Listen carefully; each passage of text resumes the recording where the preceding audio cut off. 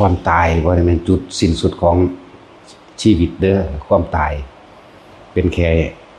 จุดสิ้นสุดของธาตุทั้งสี่ซื่อๆจุด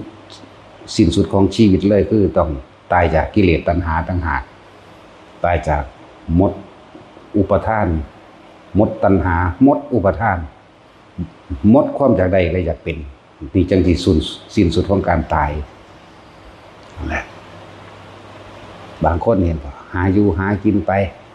ตายในระหว่างทำการที่กำลังหาอยู่หากินก็เขาเห็นตึกถล่มนั่นแหละ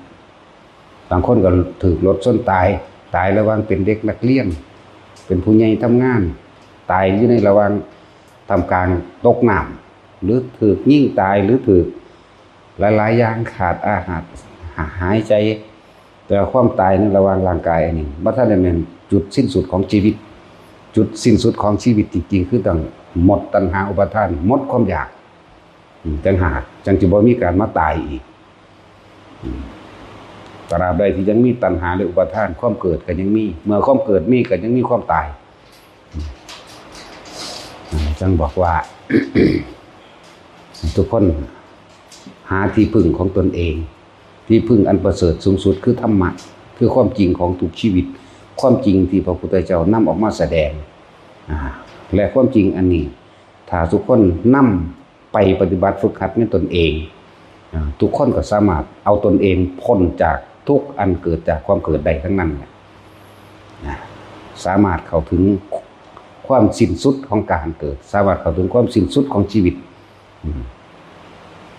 ชาติแปลว่าเกิดนั่นแหละแต่ละคนสิเอาใจใส่ตัวเองขนาดไหนนะหลายคนที่เขามาในสู่ศาสนาที่เขาหาพระอริยะหรือพระสงฆ์องค์เจ้าทั้งหลายส่วนมากบ่ได้เข้ามาเอาธรรมบ่ได้เข้ามาหาหนทางพ้นทุกข์ของตัวเองเด้ส่วนมาก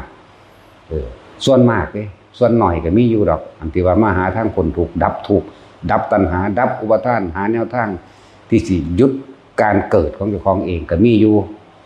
เปรียบเทียบเท่ากับเขาโคส่วนผู้มาหาเพิ่มทุกข์ขึ้นมาอีกเท่ากับขนโคบางคนบ่ได้รู้จักดอกพระองค์นั้นเป็นอริยะเจ้าขันใดบ่รู้เวลาไปทำบุญทำทานนำเพิ่นขออายุยืนมั่งขอให้สนะคดีมั่งขอให้ลูกไปสอบได้มั่งขอให้หายจากการป่วยจากมะเร็งมั่งขอให้ได้สอบเป็นเจ้าเป็นนายเป็นคู่เป็นนั่นนี่สารพัดบ่ได้รู้จักความหมายอันแท้จริงของพุทธศาสนาของหมู่พระสงฆ์องค์เจ้าผู้เพิ่นฝึกหัดปฏิบัติตนเองออกมาจากป่าจากเขาเพื่อจะนำความจริงออกมาแสดงชี้แจงแนวทางให้เพราะมันปฏิบัติเพื่อให้พ้นจากการเกิดเลยเด้แต่ส่วนมากมันบ่เป็นจังซั่นติสิท่านนั่นสิท่านนี่ก็เพื่อสิขออายุยืนก็มีขอให้หายจากโรคที่กำลังเจ็บกำลังป่วยอยู่ก็มีแม้กระทั่งสนะคดีมันธรรมดาเด้ก็ของเฮ็ดผิดแท้ๆก็ยังสิมาลักษณะคือบูชายันเนาะ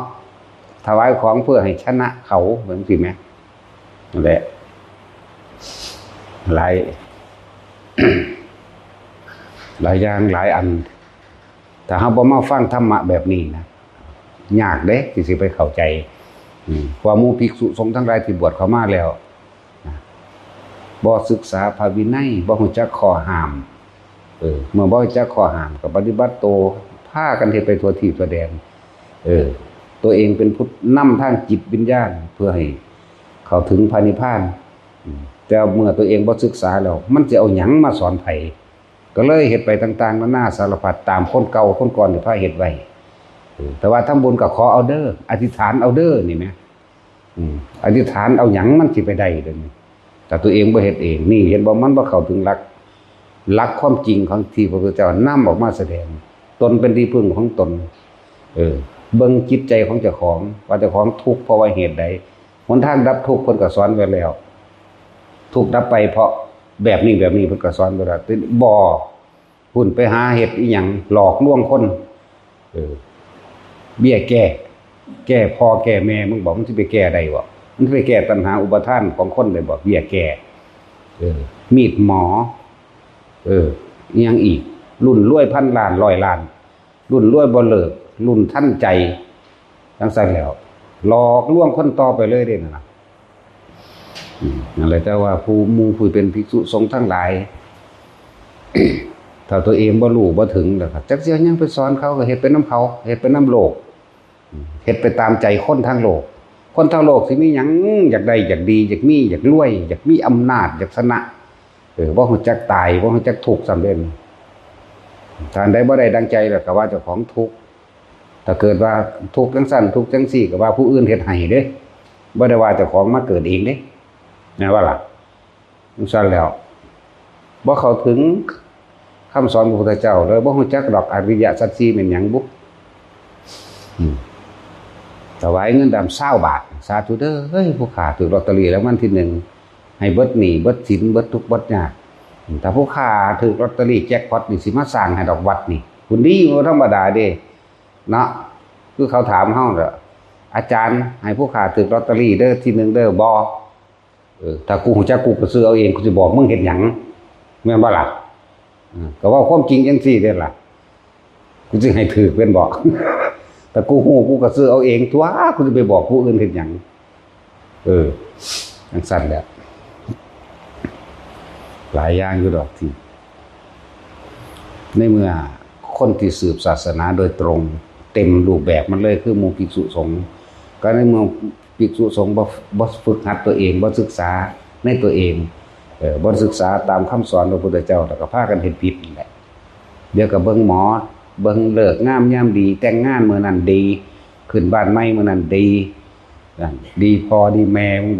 บ่จักไปหาฝึกหัดศึกษานี่ก็นี่ได้เหตุแห่งความเสื่อมของคำสอนพระพุทธเจ้าเหตุความเสื่อมของธรรมะเหตุความเสื่อมของพุทธศาสนาก็เพราะว่าภิกษุนักบวชทั้งหลายบ่ศึกษาบ่ทำตามพระวินัยบ่ปฏิบัติตัวเองให้เข้าถึงธรรมบ่เข้าไปถึงความจริงเลยแล้วก็เกรงใจคนพอเขาว่าให้เป่าหัวให้เขาเป่ามั่วไปว่าซั่นมันบ่ได้เป่าเบิดมื้อเบิดเว้นปานนั้นเอาไว้หดน้ำมนต์น้ำมันให้ก็เฮ็ดไปเนาะคือแม้เพิ่นให้สอนแนวบ่ให้กลับมาเกิดอีกคือเด้เห็นทุกข์ในตนเองเห็นทุกข์เห็นเหตุแห่งทุกข์ในตนเองวิธีดับทุกข์ในตนเองแล้วทุกข์ดับไปดับแบบใดทีเดียวแล้ว ศาสนาจึงถูกทำลายได้ง่ายเพราะว่าตัวเองทำลายตนเองก่อนภิกษุสงฆ์นี่เด้เป็นผู้ทำให้เสื่อมจากยอดก่อนเด้ยอดก็หมายถึงนักบวชนี่แหละเข้าไปซะก่อนพุทธเจ้าก็บวชซะก่อนพุทธเจ้าบวชตรัสรู้แล้วจึงนำธรรมออกมาสั่งสอนนั่นแหละก็เริ่มจากนักบวชแม่นบ่ล่ะบัดนี้ลูกศิษย์ลูกหาผู้เป็นสาวกบ่ได้เดินตามที่เมื่อบ่ได้เดินตามแล้วก็เลยเฮ็ดสิ่งที่เพิ่นแสดงไว้ดีแล้วตัดไว้ดีแล้วชอบแล้วบ่นำสิ่งเหล่านั้นออกมาแสดงเพราะตะของก็บ่รู้บ่ฝึกบ่หัดมันก็เลยเสื่อมมาจากยอดกับบุคคลนอกศาสนาจึงเข้ามาทำลายได้เพราะว่าในศาสนาของตัวเองนั่นน่ะบ่เข้าไปถึงแก่นธรรมบ่หาตะแก่นแล้วตะเปลือกกับกระพี้มันก็ยังบ่ทันได้รู้จักอยู่ยังออกไปนอกยังไปเทวนิยมน้ำเขาอยู่แม่นบ่ล่ะไปสร้างพญาครุฑไปสร้างพญานาคเอาหัวฤาษีเอาหัวอีแข่หัวลิงหัวเสือมาซุบใส่หัวตะของแล้วก็เอาผ้าเหลืองคุ้มตัวเองไว้แล้วเอาหัวอย่างอื่นมาใส่แม่นบ่ล่ะที่เฮาเห็นเดี๋ยวก็ตีมีดขายบัดนี้เนาะมีดปราบนั่นปราบนี่ที่ไปปราบยังได้ในเมื่อตัวเองปราบใจตัวเองบ่เป็นเนาะปราบใจปราบความคิดปราบสิ่งที่ตัวเองกำลังยึดมั่นถือมั่นในตัวเองให้มันสิ้นซากซะก่อนแต่มันสิไปปราบได้เขาบ่เฮ็ดธรรมแนวนั้นพระพุทธเจ้าบ่ได้เฮ็ดมีดหมอขายเด้เนาะบ่ได้รูปหล่อเหรียญขายบ่ได้ปั้นนาคบ่ได้ปั้นพญาครุฑบ่ได้ปั้นงูหรือสิงโตหรือฤาษีต่างๆมาขายให้ไผเด้เนาะจังซั่นแล้วบ่ได้ดูดวงให้ไผเด้บ่ได้ไปสิทธิ์น้ำมนต์น้ำมันให้ผู้ใดเบิดมื้อเบิดเว้นบ่ได้ไปสักลายให้ไผเด้เนาะมันเฮ็ดโคตรพ่อโคตรแม่หยังเนาะแม่นบ่ล่ะจังซั่นตัวมันเสื่อมก็เสื่อมนำพวกสันดานหมานี่แหละจักว่า นี่แล้วมันกล้าหาญเด็ดเดียวก็ขนาดนี้ว่าล่ะพวกนั้นยันเขาบาเขาว่ามึงตกนรกมึงบ่ได้รู้เรื่องเด้นั่นเนาะแต่ว่าเรื่องนรกก็มันบ่เห็นหลอกลวงชาวบ้านกินไปซื่อๆนั่นแหละครับ บ่ได้รู้จักหยังเด้นั่นน่ะดูดวงดูฤกษ์จังซี่ก็เป็นอาบัติปาจิตตีหรือทุลใจหรือทุกกฎไม่รู้รู้จักบ่ล่ะเบิ่งฤกษ์งามยามดีให้เขาแต่งงานเป็นหอดสังฆาทิเศษยังบ่ได้รู้เด้บ่ธรรมดาเด้เป็นอาบัติใหญ่หนักเด้นั่นน่ะชักจูงเงินนั่นเอาเงินนี่เหมาะสมกันเด้อจังซี่เป็นหอดสังฆาทิเศษจักว่าล่ะมันเป็นธรรมดาเด้มันบ่ศึกษามันสิเอาอีหยังมาสอนคนก็มันอยากได้หลายกว่าคนธรรมดาอีกเนาะ มันจนว่ามันได้ใส่สุดนี่มาตัวเอาเนาะปั้นนาคปั้นไปหยัง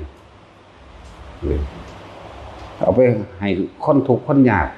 เด็กน้อยซื้อขนมกินก็ดีกว่าแม่นบ่แบบปั้นนาคปั้นฤาษีปั้นผี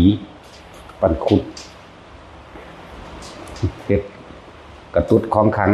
เฮ็ดนางกวักเฮ็ดหยังอีก คุณเอาพอเล็กน้อยๆไปเฮ็ดนางกวักกับมันกุมารทองจังสมบูรณ์อำตำหรือซ้ำองค์แดงไงนี่เลยก็เบิ่งว่า คือจังซั่นแหล้วเฮ็ดบักไข่บักเคยเนาะมันเป็นโรคขาดสารอาหารมันสิให้ผู้ใดสมบูรณ์ได้แนวนั้นก็ดีแต่ความเสื่อมจากยอดก็คือบุคคลพระพุทธเจ้าเป็นบุคคลแรกเป็นมหาบุรุษแรกบวชก็มาแล้วนำธรรมความจริงอริยสัจสี่ออกมาสั่งสอนแสดง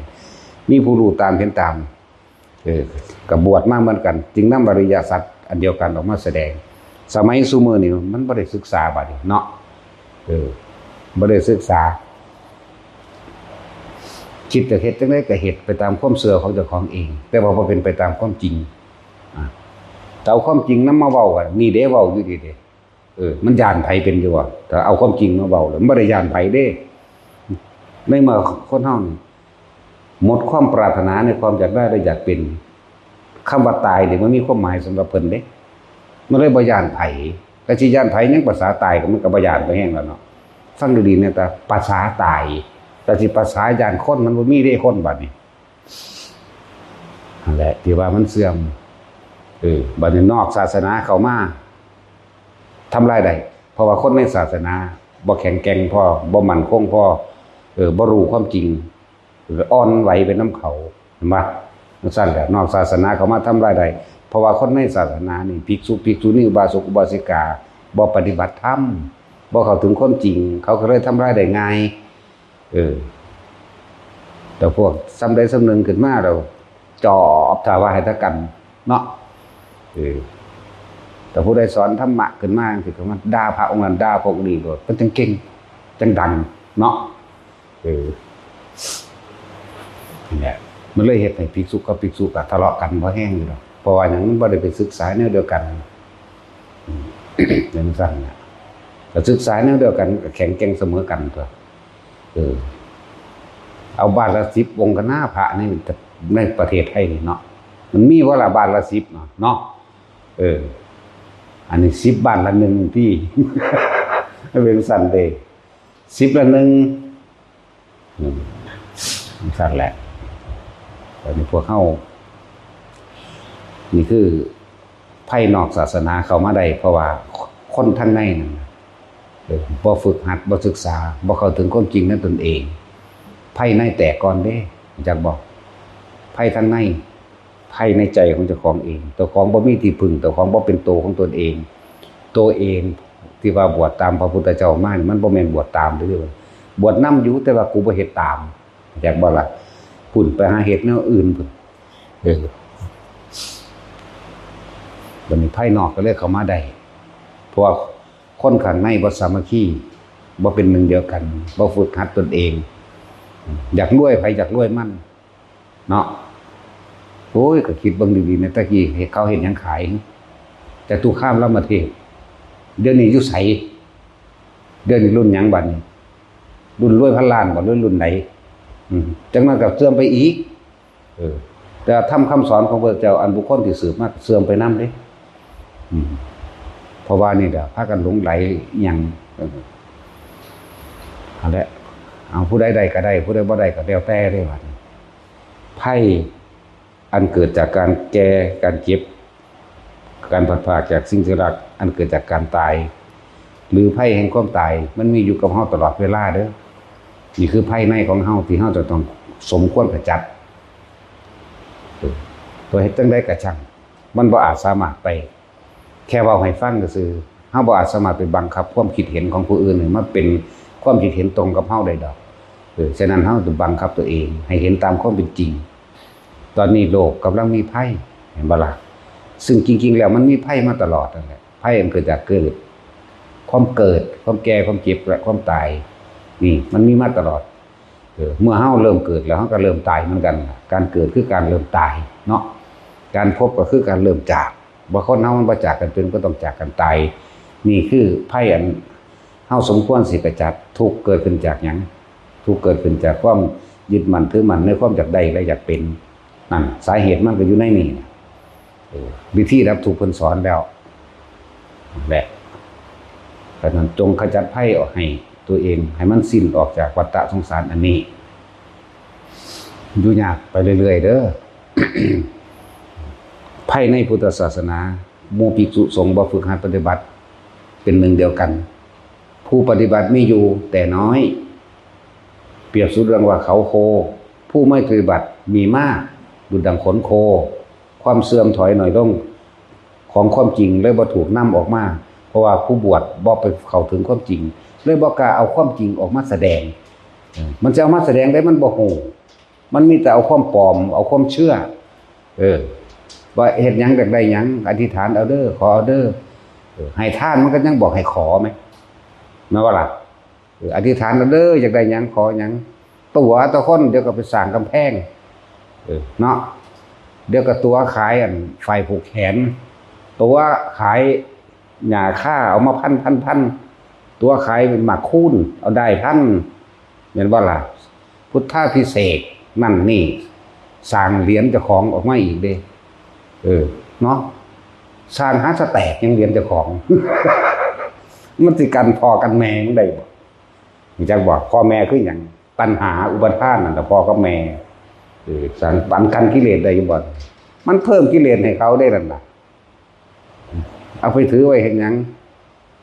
เดี๋ยวกัน6เฮือนเนาะ 6เฮือนนั่นแล้วจังซั่นแล้ววิปริตสิว่าแบบนี้บ่ละบาดนี่เนาะนั่นแหละแต่ว่าอธิษฐานเอาเด้ออยากได้หยังขอเอาเด้อแต่ของเอาไปขายเห็นหยังคือว่าอธิษฐานเอาเองเนาะจังซั่นตัวพุทธาภิเษกปะนะมันจะได้ต้นศาสตร์แต่ผู้พุทธเจ้าเพิ่นตรัสรู้ความจริงกับอันประเสริฐพอแห้งแล้วนึกสิไปบวชพระพุทธเจ้าได้พุทธาภิเษกรู้จักบ่พุทธาภิเษกหมายถึงว่าไปบวชพระพุทธเจ้าเด้เนาะอาถรรพ์นั่นแนวบ่ดีสารเลวจะไปเสกอีหยังกับเพิ่นแต่ของเอาผ้าเหลืองเพิ่นมาห่มบิณฑบาตขอกินไปเสกเพิ่นได้จังได๋นั่นแหละภัยอันตรายอันเกิดจากภายในหมู่ภิกษุสงฆ์ทั้งหลายบ่ศึกษาพระวินัยบ่ปฏิบัติตนเองถึงเข้าถึงธรรมก็เลยหาแนวจังซั่นแล้วมาหลอกคนเข้าวัดว่าซ่านเฮาก็คือบ่ได้หลอกไผแม่นบ่ซั่นด่าเปงปางก็แล้วก็คือมาอยู่เด้ล่ะแน่นี่เพราะเขาเข้าถึงความจริงของเขาที่แรกฟังที่แรกก็ศูนย์อยู่เด้เนาะคือว่าม่วนเห็นหลวงพ่อนี่มันสั่งคักว่าได้บัดนี้เว้าไปเว้ามาฟังไปฟังมากูเป็นจังนั้นเบิดมันก็ยอมรับกันตัวนะบ่ได้มีเหรียญเด้ล่ะมีอยู่องค์เดียวนึงบ่ได้จักได้ก็บ่ผูกใส่คอเอาไปจังซั่นแล้วเอาธรรมเอาความจริงนำไปปฏิบัติตนเองเด้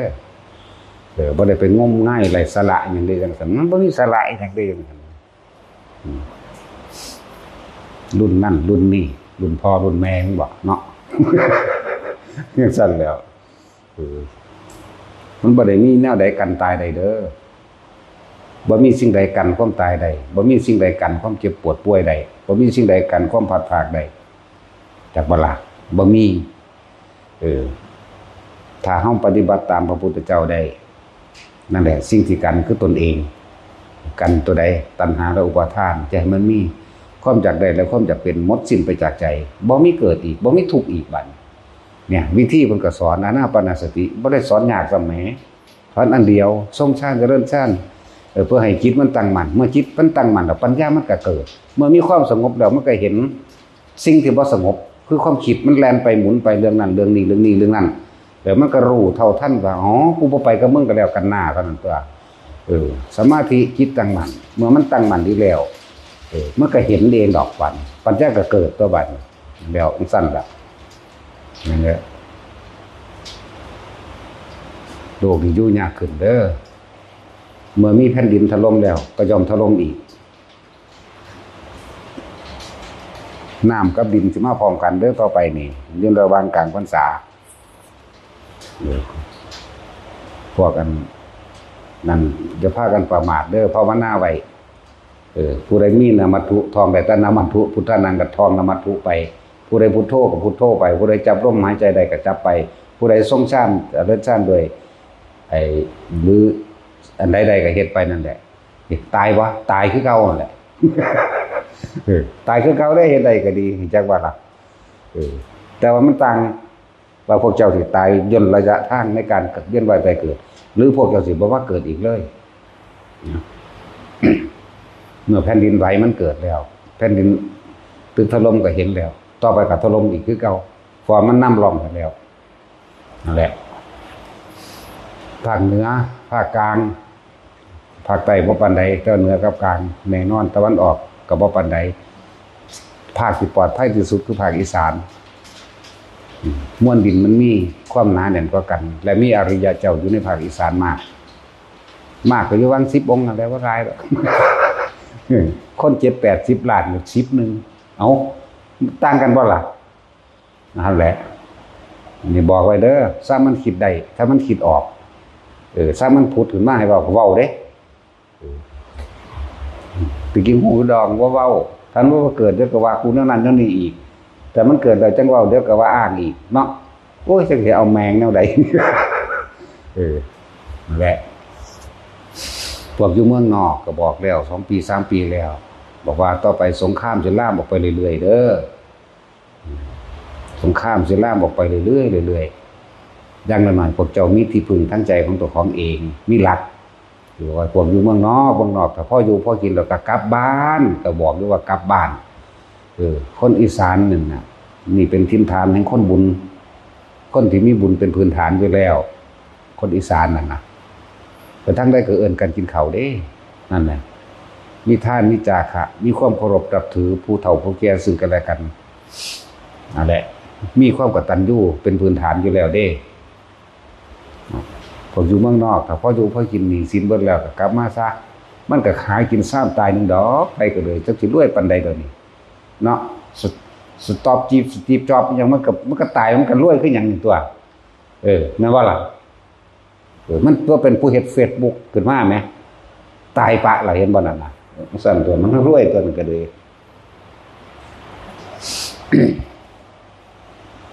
อะไรจังว่าพวกอยู่เมืองนอกทรงฌานเจริญฌานเป็นแล้วจากจุดนั้นร่มเป็นแล้วก็อยู่จังซั่นแหละอยู่ก็อยู่ตายคือเก่าแหละ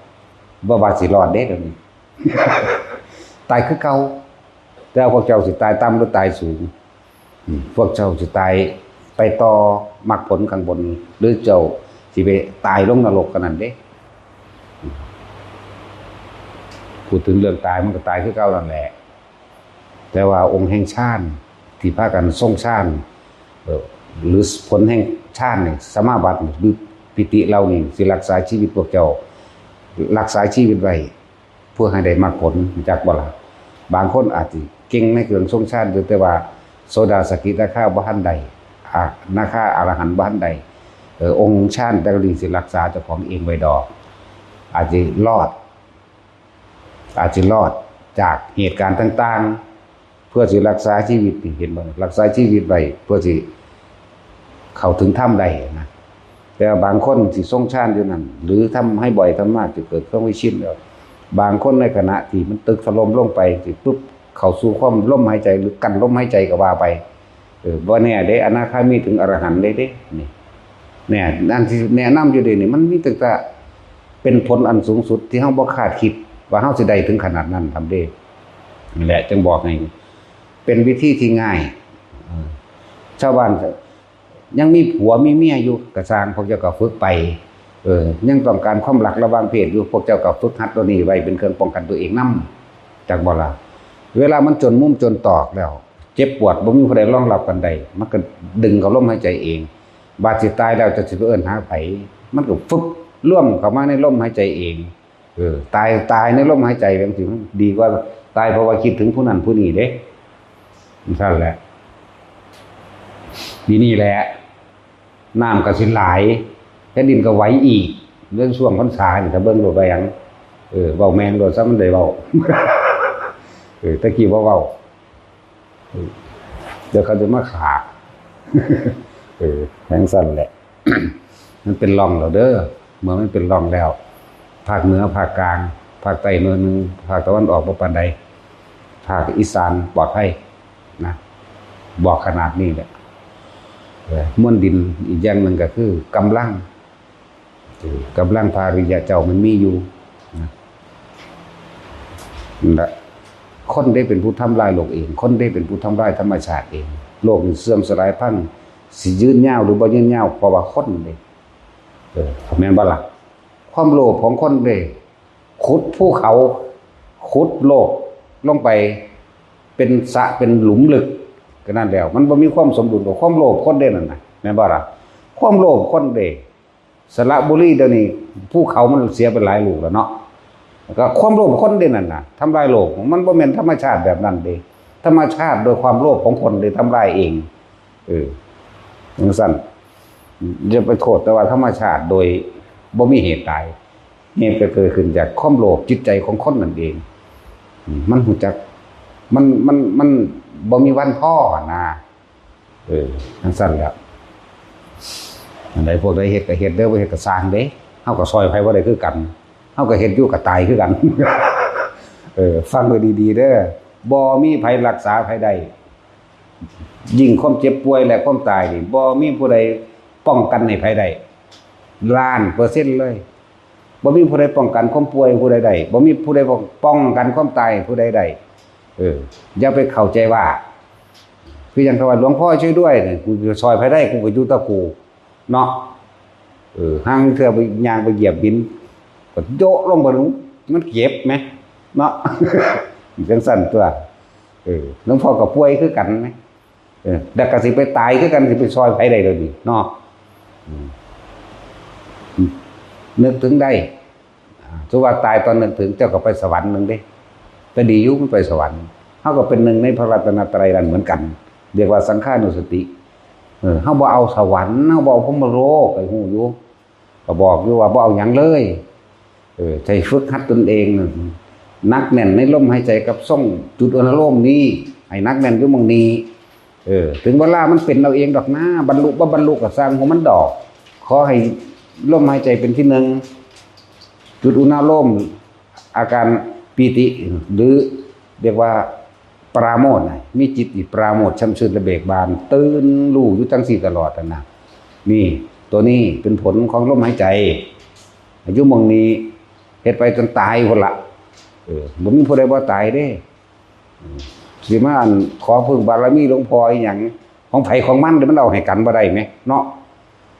คือเขาว่าเอิ้นหาแต่หลวงพ่อเอิ้นหาตายบ่ กูสิไปซอยไผได้กูก็อยู่ตะกูทั้งเธอกูก็นอนหลับอยู่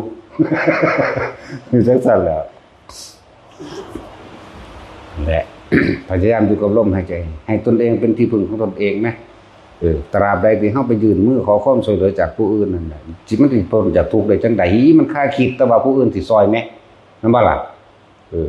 พุทธเจ้าเพิ่นบ่ได้ไปพึ่งไผเด้นั่นให้พึ่งตนเองกับความจริงคือว่าพึ่งตนพึ่งธรรม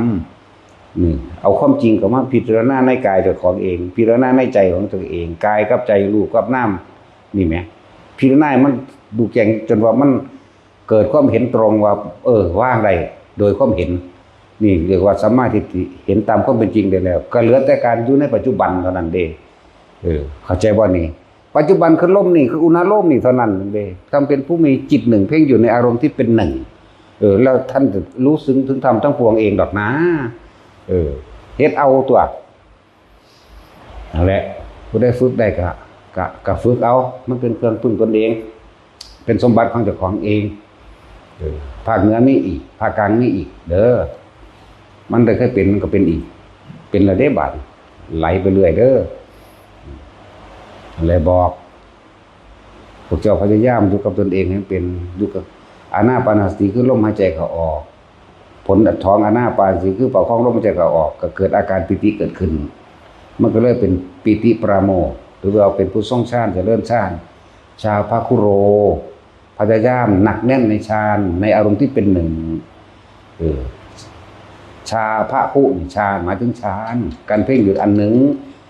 คุนี่คือหมายถึงคารุแปลว่าหนักแน่นให้จิตตั้งมั่นอยู่ในอารมณ์ที่เป็นหนึ่งอาการปิติมันก็เกิดที่ในหันเอง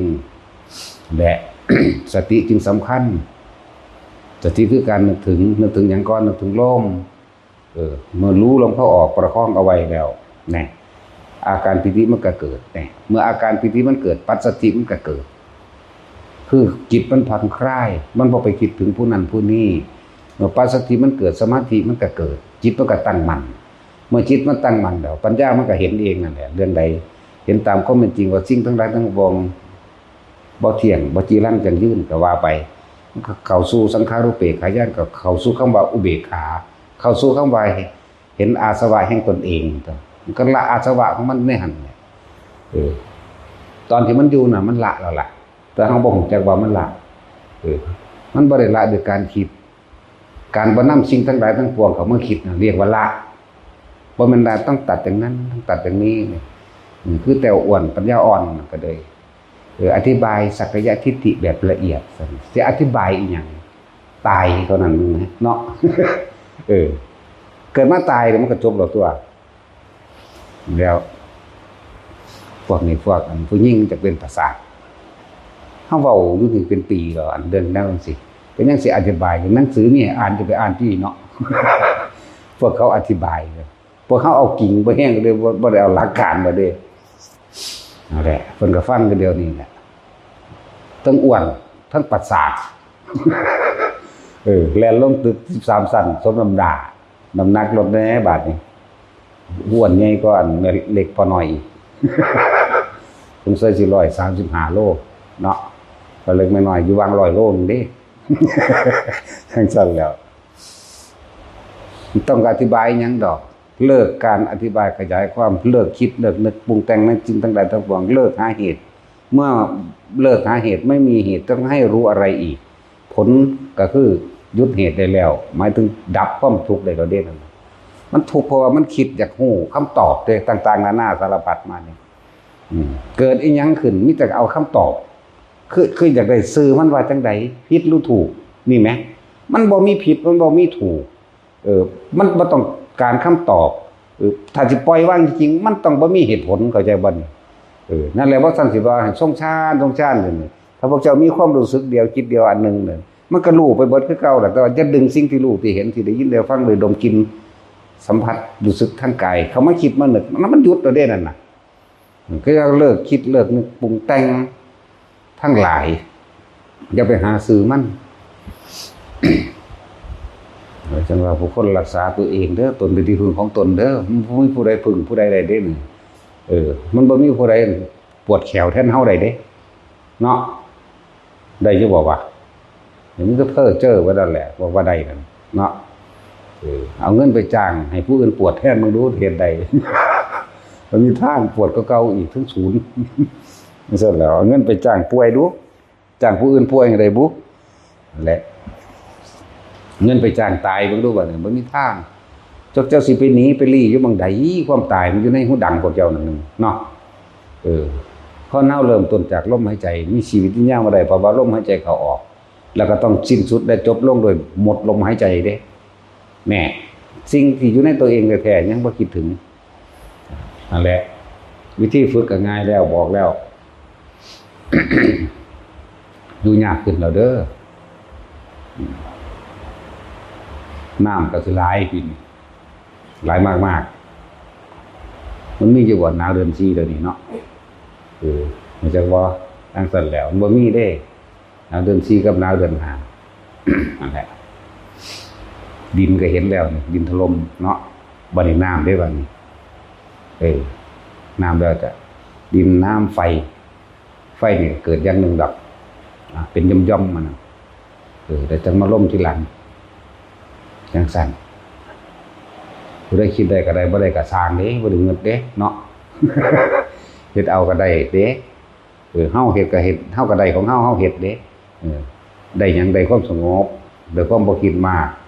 บ่แม่นได้หยังที่มันเป็นวัตถุสิ่งของบ่แม่นได้รวยบ่แม่นได้ทองเด้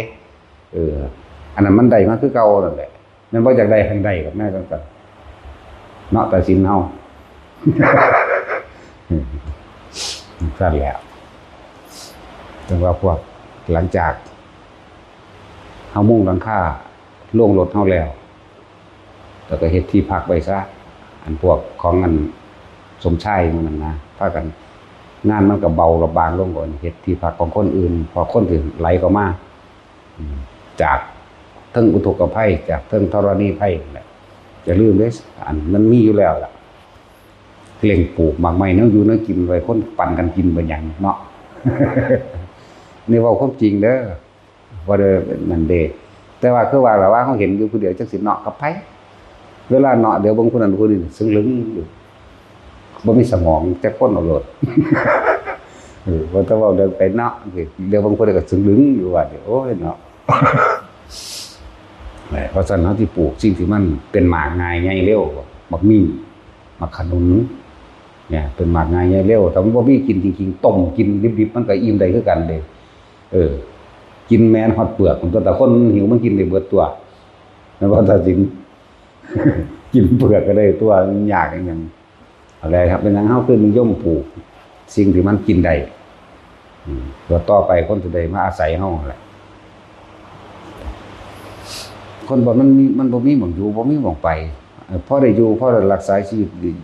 อยู่ได้กินแล้วก็เอาดอกความหิวเป็นโรคอย่างยิ่งได้ฆ่าคนได้ความหิวแม่นบ่หิวเนี่ยฆ่าคนได้แต่ได้กินนี่ยังแน่ไม่พุเขา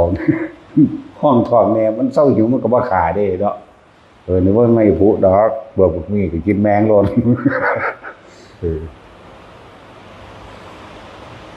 เห็นบ่ผลไม้เป็นทุกชนิดได้ปีนี้เนาะดกอีกต่างหากมีธรรมชาติมันก็พยากรณ์เอาเองดอกผลไม้ดกทุกชนิดเลยหนาวเดือน4เดือน5มันเคยมีมาที่ไหนแต่เมื่อหนาวเดือน4เดือน5นั่นแหละแล้ววางภัยอันเกิดจากธรณีภัยและอุทกภัยตามมาแน่นอนอยู่แล้วอันนี้เฮาเอาตามธรรมชาติที่มันเป็นครับเพราะว่าเฮาบ่มีญาณเฮาบ่ได้ยังรู้หยังดอกเฮาก็ว่าสังเกตธรรมชาติเอาว่าสั่นตัวคือคนโบราณเพิ่นสิสังเกตธรรมชาติถ้าหมดคาบไข่ที่ฝนตกเลยเด้เนาะ จังซั่นแล้วก็สังเกตธรรมชาติเอาตัวของเฮาบ่มีญาณนะ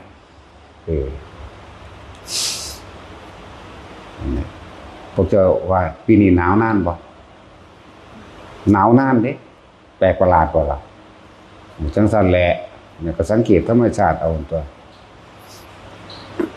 นั่นแหละ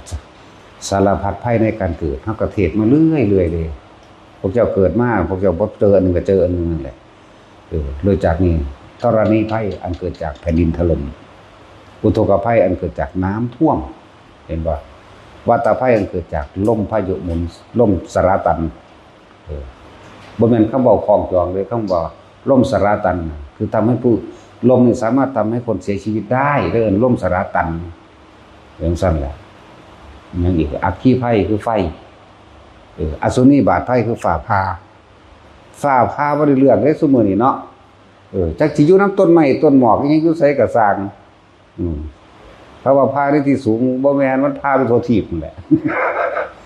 นั่นแหละอสุนีภัยเห็นบ่นี่คือภัยที่มันเกิดโดยธรรมชาติของมันแต่ว่าธรรมชาติของมันฝ ฝนสิตกได้ก็ต้องอาศัยไอน้ำหรืออุณหภูมิจากโลกขึ้นไปทำปฏิกิริยากับก้อนเมฆ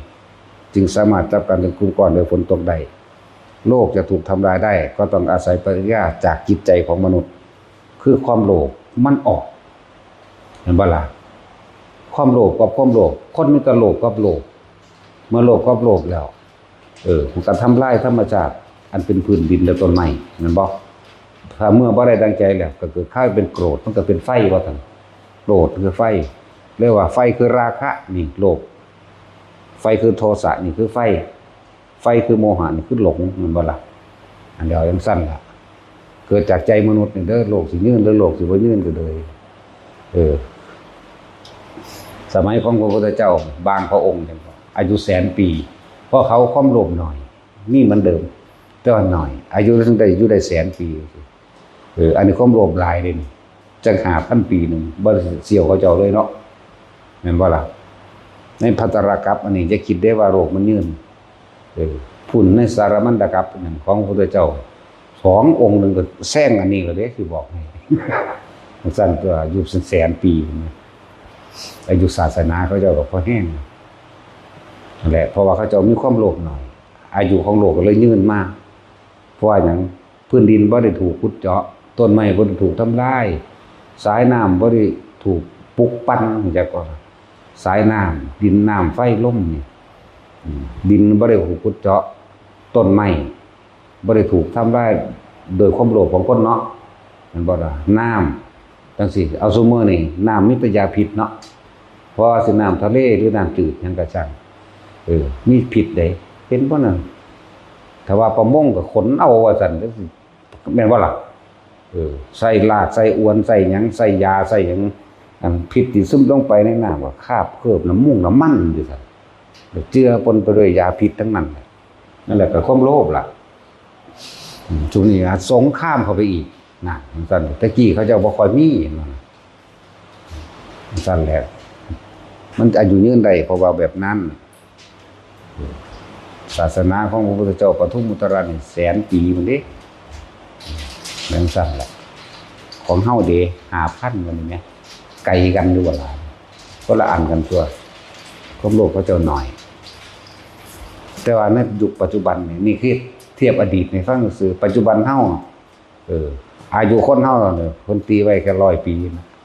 เนาะอายุคนตะกี้ 80,000 ปีสิธรรมดาบ่แล้วความโลภมากและโลภน้อยจังซั่น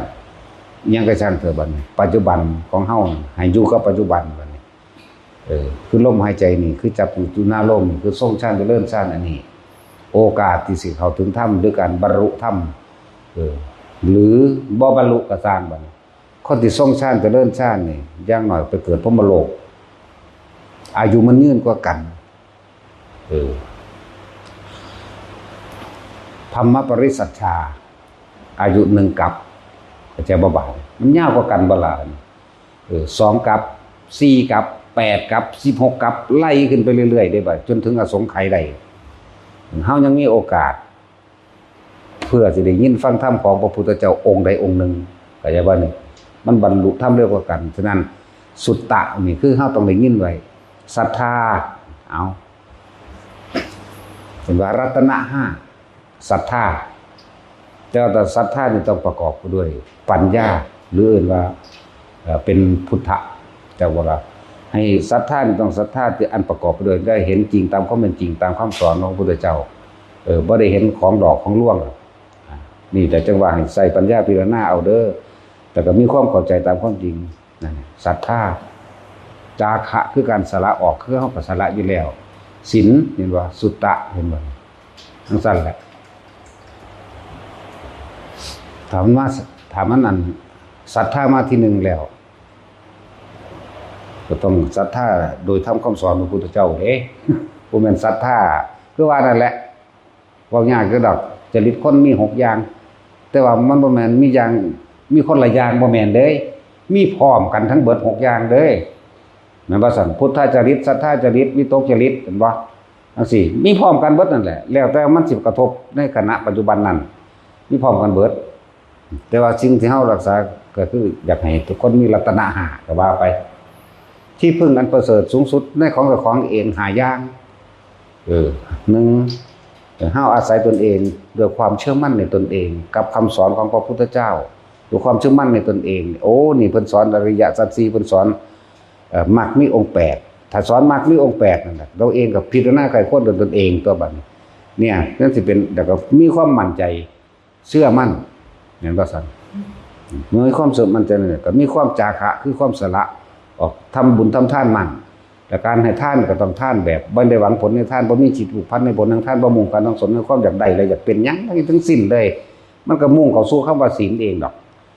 คนเฮามีโลภเด้มันต้องเบียดเบียนนั่นบ่ถ้าบ่โลภมันบ่เบียดเบียนนั่นแหละจังสละออกนี่ก็คือสละความเห็นแก่ตัวแล้วนี่มันก็ไหลเข้าไปสู่ศีลตัวบัดนี้นั่นแหละสุตตะแล้วก็ปัญญาประกอบกับการได้ยินได้ฟังมันบ่ล่ะบัดได้ยินได้ฟังมีความเปรียบมีความเทียบด้วยบัดนี้นี่เดี๋ยวคือแสดงอยู่เดียวนี้ล่ะของมันแม่นของเพิ่นบ่นอนแต่ว่าบ่แม่นก็บ่แม่นแต่ว่าแม่นก็แม่นก็ต้องอาศัยความเห็นของเจ้าของเด้เข้าใจบ่ล่ะเปรียบเทียบเอาเพิ่นว่ามาแนวนี้ก็เพิ่นก็แม่นของเพิ่นเด้อเพิ่นจังว่าเนาะส่วนเจ้าพวกเจ้าไปแยกแยะเอาตัว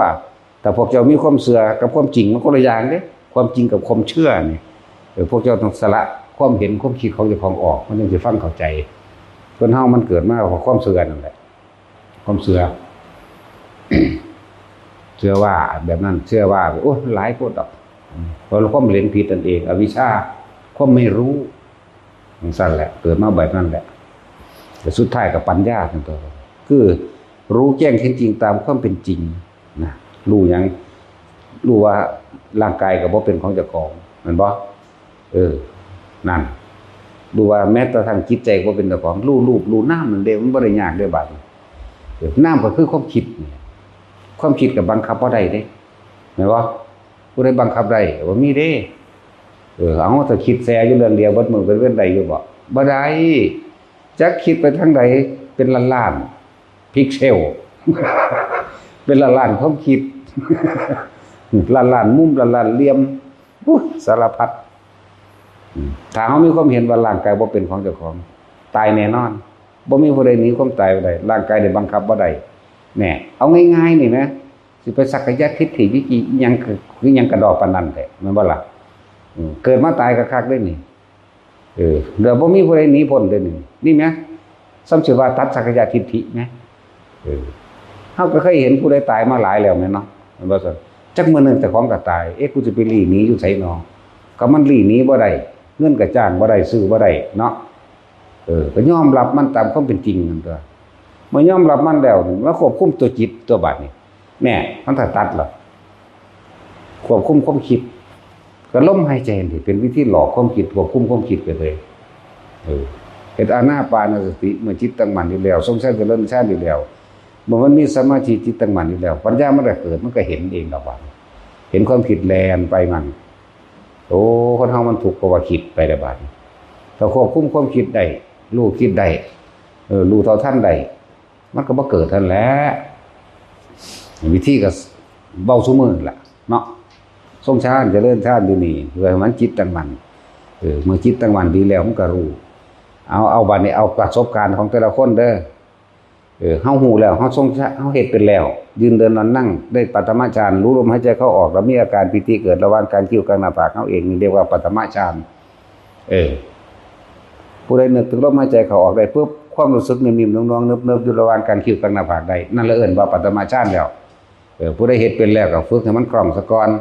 ยืนก็เป็นเดินก็เป็นนอนก็เป็นนั่งก็เป็นฌานที่2สิเป็นเราเองเฮาบ่ได้คิดถึงหยังปุ๊บความรู้สึกระหว่างกลางหน้าผากขึ้นน่วงๆกันเลยนิ่มๆน่วงๆนึบๆหลายศัพท์หลายภาษาหังคนว่าเป็นบ่อนๆบุญๆเป็นล่มๆอุ๊ยสารพัดแต่เขาสิเว้าเนาะเป็นบ่อนๆก็มี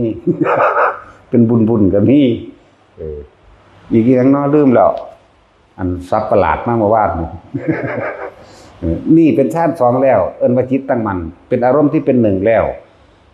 เรียกว่าฐานที่ตั้งแห่งจิตก็คือใส่ความรู้สึกนี่จิตกับผู้รู้กับจิตรู้ยังรู้สึกโตนึงเด้พวกเจ้าบ่แม่นว่าไปรู้สวรรค์นรกเด้รู้หยังแค่รู้สึกตัวนี่แหละคำว่ารู้สึกตัวทั่วพร้อมอย่าหนีออกจากกายนี่ กายในกายเวทนาในเวทนาจิตในจิตรู้สึกตัวนี่เองเนี่ยอยู่มองนี่มันเคลื่อนมาหัวกระลูอยู่ในหัวมันเคลื่อนมากลางอกกระลูนี่กลางอกแล้วถ้ามันจะเคลื่อนไปย่าออกจากกายนี่กายเวทนาจิตทำเวทนาจิตกายร่วมกันเป็นหนึ่งแค่รู้สึกตัวมันดับตัวได้จากบ่เมื่อมันมีกำลังมันก็เห็นเองหรอกอันนี้ตั้งมั่นนั่นแหละคำว่ากำลังไปเลยตั้งมั่นจิตตั้งมั่นเป็นเวลานานจากบ่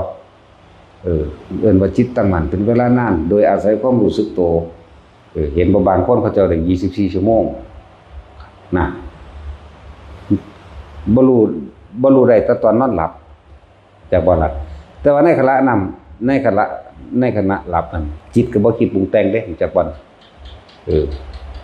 ผู้ใดได้ฟังเมื่อวานเพิ่นเว้าอยู่เห็นบ่ล่ะหลับก็รู้ว่าลมหายใจนี่กับอุณาโลมนี่ตีคู่กันตลอดเลยหลับแล้วก็รู้ตื่นขึ้นปั๊บแล่นเข้าเองปั๊บนั่นในขณะนั้นจิตอยู่ไสจิตอยู่ว่างๆจักบ่จิตอยู่ว่างๆความคิดอยู่ว่างๆมันบ่ไปคิดถึงหยังเด้นั่นน่ะจังซั่นแล้ว เพราะงั้นนั่นถ้าเราตายที่เราไปเลยเด้นั่นน่ะจักบ่ล่ะยังตัมมนะคามีนั่นแล้วจังซั่นแล้วผู้ใดได้ฟังตอนกลางเว้นครับเอาไปพิจารณาเอาตัวแต่ว่าได้ความรู้หลายนั่นคือประสบการณ์จริงๆแล้วบ่ได้เว้าศัพท์บาลีเลยมันเป็นแบบนั้นแบบนี้แล้วเว้าไปเลยเห็นบ่จังซั่นแล้วนั่นแหละจริงนั่นแหละแล้วก็อยู่จังซั่นของเราตื่นขึ้นปั๊บมันแล่นเข้าปั๊บเลยเห็นบ่นั่นแหละถึงบอกว่าทำให้บ่อยทำให้มากทำให้ชินทำให้เป็นดุจดังยานญาณก็คือรู้สึกโตตัวเองดอกบ่แม่นไปญาณรู้อันอื่นดอกเขาบ่เอาดอกรู้อันอื่นภาษาจังซั่นและเดินว่าฝึกให้มันชินเด้อโดยศัพท์มันว่าภาษาบาลีว่าวิตกวิจารปิติสุขเอกคตาโดยภาษาเฮาทำความรู้สึกลมเข้าอยู่นี่ลมมันสิเข้าลมเข้ามาสุดอันกระดูกอ่อนนี่มั้ยกระดูกอ่อนดังนี่มั้ยลมมันมาสุดอยู่ระหว่างกระดูกอ่อนดังอันนึบๆอยู่นี่เนี่ยบัดนี้ก็นิ่มๆน่วงๆหรือนึบๆหรือเสียวๆหรือตึงๆหรือโตนๆหรือหย่อนๆแล้วแต่ศัพท์ไผเด้อนี่เรียกปฐมฌานแล้วจิตตั้งมั่นมีอารมณ์ที่เป็นหนึ่งเห็นอยู่แค่นี้แหละฌานที่สองเป็นเองคือจังคนเป็นแล้วนี่ขึ้นขับรถปั๊บบ้านถึงขึ้นไปจับรถปั๊บเป็นนึบๆขึ้นมาเลยนั่นแหละที่สองนึบๆขึ้นมาโลดนั่นแหละแต่ว่าอย่าหนี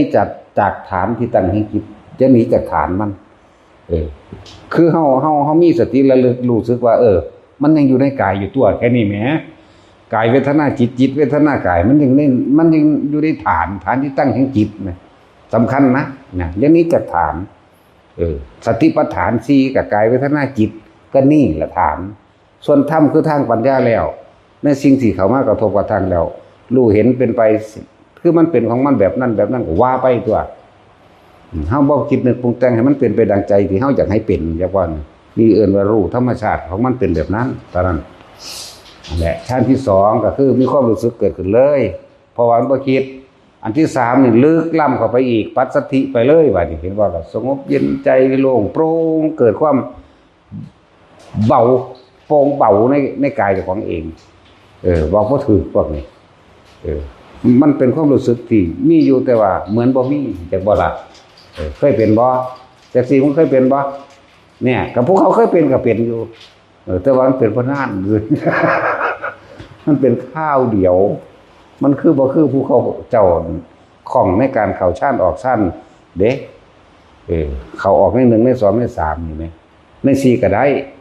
ผู้เขาคล่องนะกำหนดเข้าไปเลยก็ได้แต่ว่าเจ้าต้องเฮ็ดจนชำนาญเด้พวกเขาบ่ทันทำงานกำหนดบ่ทันได้ดอกเพราะมันคาคิดจักบ่จิตเจตนาก็คือตัวกำหนดเจตนาว่ากูสิเข้าบ่มีทางเข้าอันนั้นจนเขาเจ้าชำนาญจังได้อันนั้นได้มีอยู่แต่ว่าน้อยบ่ปฏิเสธอันนี้มีอยู่สูดลมหายใจเดียวดับพึบเขาเดียวตัวดับเบิดโลกธรรมดาบ่นั่นแหละกำหนดเลยพวกเฮาฝึกซะก่อนทำให้บ่อยทำให้มากทำให้ชินแล้วองค์แล้วก็อานิสงส์ของการทรงฌานเจริญฌานเป็นเหตุให้ความสมปรารถนาในโภคทรัพย์ไปพร้อมเด้อคนยังหาอยู่หากินนั่นนี่อยู่พวกเจ้าก็เฮ็ดไปมื้อละ4เทื่อ5เทื่อละนาทีก็ได้ก่อนที่จะหลับนี่นับ1 มีความรู้สึกหน่วงอยู่ในระหว่างการคิวเจ้าของกับลมหายใจใดรับไปเลยอันที่สองก่อนที่จะลุกเฮ็ดแค่2-3 วินาทีก็ได้ว่าแต่มันน่วงเกินพอแต่ที่3เฮ็ดตอนเที่ยงกินข้าวมันต้องพักเที่ยงตัวคนทำงานมันต้องพักเที่ยงตัวเนาะบ่แม่นไปนั่งลี่เฮ็ดหรือว่าเป็นรับตาดูท่าเด้ยืนซึ่งลึงอยู่หม้องใดหม้องหนึงก้มเหลือบตาเบิ่งปลายดังของจักหน่อยมันน่วงขึ้นเอาละนี่ยังน้อยๆก็จัก3เทื่อ3 เดือนชีวิตพวกเจ้าสิเปลี่ยนแปลงเงินก็หาง่ายขึ้นใจเจ้าของก็เย็นลงพร้อมอารมณ์บ่ค่อยร้อนการเงินการงานก็ค่อยดีขึ้นมาเอง3 เดือนก่อนเด้บ่แม่นเฮ็ดเดี๋ยวนี้สิเอาเงินล้านคือเพิ่นเด้เนาะพวกเขาเป็นหนี้ล้านเขายังเฮ็ดอยู่2 ปีมันเด้ล่ะอันนี้เขาเอาความจริงอีกแล้วเป็นหนี้อยู่6 ล้านแล้วเฮ็ดอยู่2 ปีแล้วใช้หนี้เบิดเข้าใจบ่ล่ะมีแล้วก็ยังมาเว้าอยู่ได้มื้อนั้นเนาะแล้วก็มั่นใจว่าวิธีนี้ล่ะวิธีอื่นบ่มีอีกแล้วล่ะว่าประกาศขายที ที่หม่องหน้าทางลาดยางที่หม่องกว้างหม่องตึกใหญ่ขายของบ่มีผู้ใดซื้อบางคิดว่าเขาสิบ่ซื้อเสือกแล่นไปซื้อมั้ยบ่ได้ซื้อถูกได้บัดนี้8 ล้าน5พุ่นน่ะจังซั่นแล้วบางบ่คิดว่าจะได้ขายมันลี่อยู่พูนมัน6อยู่หม่องอื่นพุ่นน่ะบางบ่คิดว่าสิขายได้เด้อจังซั่นแล้วก็มั่นใจตัวนี้แหละไปกลุ่มซื้อของเขาเฮ็ดหยังหม่องเขาบ่ขายโอ้ยเขาก็ดีใจยังไงบางกูบ่สิบ่ได้ขายจักเบ็ดกูคิดว่ากูขายได้อยู่ดอกจักล้านนึงนี่แหมโอ้โหไปฟาด8 ล้าน5กูขายคือกันแล้ววะจังซั่นแล้วได้อยู่ก็ทีนึงมันว่ามันขายของได้มันมาแก้บะมั้งฮู้ว่าแต่ดูขายอันนี้ได้ดูสิพาหลวงพ่ออีกเพิ่นจังซั่นก็มีนั่นแหละได้หรือบ่ได้มันก็ขึ้นอยู่กับบุญกุศลสูสิสูเฮ็ดขึ้นมาเอาเองเด้อไปก็ดีบ่แม่นหลวงพ่อเฮ็ดให้เด้มันสิเฮ็ดหยังไปได้มีแต่นั่งถ้าเอาเด้อว่าต้องบ่ได้เอามาให้เอาแมงเบิดเด้เนาะก็เป็นความจริงอันนี้ก็เลย นั่งเท้าอยู่นี่แล้วถ้าเขามาซาก็ด่าเขามั้ยเอามาเร็วๆในรถจังซั่นแล้วแต่พากันฝึกคนที่เป็นโรคภัยไข้เจ็บอย่างต่างๆบ่ว่าแต่โรคในกายบ่ว่าต่างๆโรคแห่งความโลภความโกรธความหลงเลยโรคอันเป็นโรคปวดหัวอันเป็นโรคไม่เกณฑ์มื้อนี้แหมปวดหัวหอยปวดหัวดิบมื้อนี้แหมถ้าพวกเจ้าเฮ็ดแค่มื้อนึงจัก3 เวลาจังว่านะอาทิตย์นึงมันก็หายด้วยโรคไม่เกณฑ์แล้วโรคอื่นๆที่เป็นอยู่แล้วมันก็ค่อยๆทุเลาเบาบางลงแล้วโรคอย่างอื่นที่บ่เป็นคน40-50 ปีจังเป็นจังซี่มันบ่เป็นซะเลยได้บัดเพราะว่าหยังนี่มันมีความลึกลับอยู่ในว่าถ้าเฮาทรงฌานเจริญฌานแล้วบุญนั้นเกิดจากจิตสงบจากบัดนี้บุญแปลว่าความสงบเย็นเด้บุญนั้นเกิดจากความสงบภายในเฮาเองการให้ผลของกรรมต่างๆอกุศลกรรมให้ผลพึบแต่ว่าตอนนี้เฮามีบุญเป็นเครื่องรักษานี่เกิดกลายเป็นบุญญาฤทธิ์จากบัดนี้เจ้ากรรมนายเวรเขาได้บุญเขาหนีไปเขากลับเป็นอโหสิกรรมให้เฮาจาก100 คนก็เหลือ30เหลือน้อยลงการเงินการงานมันก็เลยสะดวกขึ้นอีกอย่างนึงก็พวกที่เป็นญาติเฮาฝ่ายดีมันมีฝ่ายบ่ดีกับฝ่ายดีฝ่ายดีเขาก็มีกำลังขึ้นเขาก็มีกำลังซอยเฮาเองตัวแม่นบ่ซั่นฝ่ายบ่ดีเขาถอนออกเหมือนกับเฮาใส่หนี้ถ้าเฮาใส่หนี้ไปเรื่อยใส่หนี้ไปเรื่อยต่อไปก็เหลือแต่กำไรเงินเก็บเนาะอันนี้เฮาบ่ใส่หนี้จักเทื่อเฮาสิมีอีหยังเหมือนกันจิตสงบเลิศว่าบุญความสงบเย็นเกิดในใจของพึบเขามาเอาบุญเขาก็ไปเอาโหสิกรรมไปบางทีก็กลับมาซอยเฮาเลยก็มีแต่ว่าฝ่ายทั้งดีที่เป็นฝ่ายของเฮาอยู่แล้วคือมารดาบิดาญาติสายโลหิตหรือพี่สหายที่เข้าใจกันก็มีกำลังมาซอยเฮาเองนั่นแหละแต่ว่านี่แหละจังว่าเหตุแห่งความสมหวังในเงินในทองในชีวิตก็เป็นอยู่ที่ดีขึ้นลูกเต้าหลานอันนั้นอันนี้ที่มันไปส่งไปสอบเนี่ยมันทั้งสิได้ขึ้นมาเองเรื่อยๆดอกบ่ต้องไปขอให้เฮ็ดเอาเองเข้าใจบ่ล่ะสิไปขอไผได้เดี๋ยวนี้ก็ซั่นให้ตัดสินไปขอไปอัน ขอน้ำมันเจ้าแม่ใดก็สร้างหรือพระอินทร์พระพรหมทั้งใดก็สร้างขอให้ได้เป็นผู้ว่าในหน้าเลยมันสิได้อยู่บ่ล่ะเนาะมันบ่มีคุณสมบัติไหมมันบ่เป็นไปตามเหตุปัจจัยมันต้องเรียนซะก่อนต้องเรียนจบปริญญาตรีโทเอกนะว่าล่ะต้องมีการเรียกสอบแข่งขันจังสิได้บ่แม่นว่าไปขอเอาจากสิ่งศักดิ์สิทธิ์มันบ่แม่นแบบนั้นทุกอย่างเกิดจากเหตุอย่างสั้นมันต้องมีเหตุตัว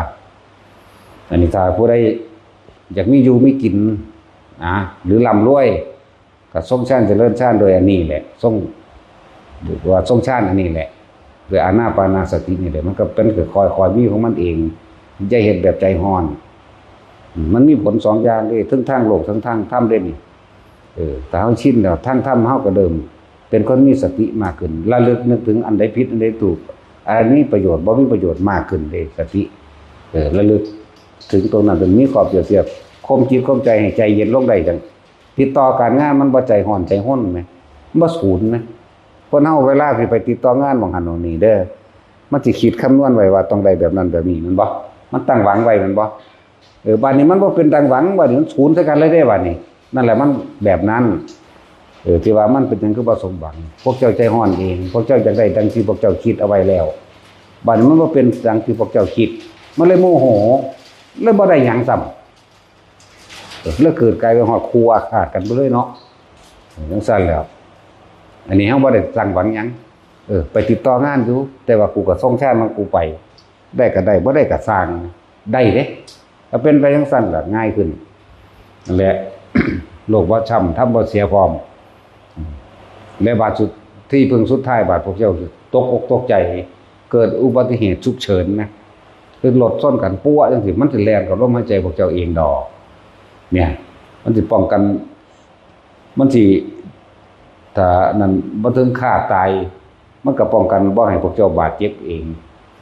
อาจสิเสียเฉพาะทรัพย์สินโดยรถแต่คนบ่เป็นหยัง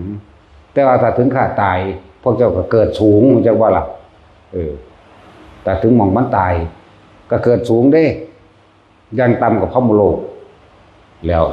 ดีบ่ดีพวกเฮ็ดบ่อยเฮ็ดมากเฮ็ดชินนี่เนี่ยบรรลุธรรมไปเลยก็มีนั่นแหละอานิสงส์แห่งอานาปานสตินี่มันมีผลมากเด้ผู้ใดทำบ่อยทำมากทำชินสามารถจะผลที่จะทำเวทนิยธรรมดูอรหันตผลในปัจจุบันขณะมีชีวิตอยู่ทำไว้ในขณะมีชีวิตอยู่ในขณะที่สิ้นชีวิตพอดีตายพอดีก็เป็นอรหันต์นี่อันนี้สองแล้ว1 2 3พื้นผู้ใดตายโดยมีสติมีลมหายใจเข้าออกเขาคงเข้าสู่อนาคามี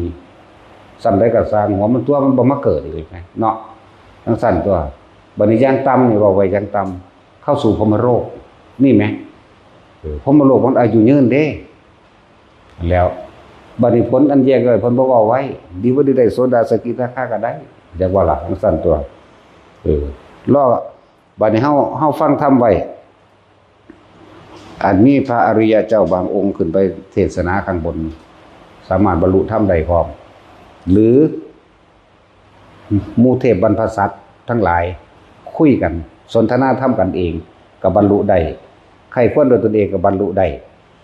อาศัยพระอริยเจ้าบางองค์ไปแสดงบรรลุได้บางคนอายุยืนไปถึงพระพุทธเจ้าองค์ใดนั้นเกิดขึ้นฟังธรรมทีเดียวบรรลุเลยว่าล่ะจังซี่เด้มันมีอานิสงส์หลายคือหยังเด้ฟังธรรมก็ดีศรัทธาก็ดีนั่นแหละ